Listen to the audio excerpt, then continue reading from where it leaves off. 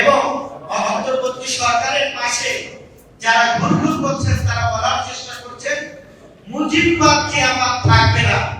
অর্থাৎ যারা রাজনীতিটাই শুরু করেছিল জয় বাংলা স্লোগান দিয়ে, তাদের নাম, তাদের নেতার নাম যখন মুছে গিয়েছে, তারা এখন হতাশায় পড়ে গিয়েছে যে জিয়াবাদ থাকবে না। তাহলে কি পাটলিবাদ থাকবে? তাদেরকে প্রশ্ন করতে চাই, জিয়াউর রহমান যদি বাংলাদেশে স্বাধীনতার ঘোষণা না দিতেন তাহলে বাংলাদেশ হতো কিনা এটাও কিন্তু সন্দেহ।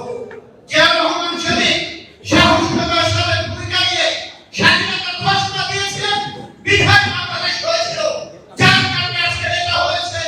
নেতা হয়েছেন ঠিক, কিন্তু জিয়াদেরকে সম্মান করতে হবে। যারা বলার চেষ্টা করছে জিয়াবাদ থাকবে না, আমরা দেখেছিলাম সেই হাসিনা হাজার হাজার কোটি টাকা খরচ করে জিয়াউর রহমান নামকে মুছে ফেলার চেষ্টা করেছিল। আপনাকে প্রশ্ন করতে চাই, 18 কোটি মানুষের হৃদয় থেকে জিয়াউর রহমানের নাম কিভাবে মুছবেন? এই প্রশ্নটি আমি রাখতে চাই।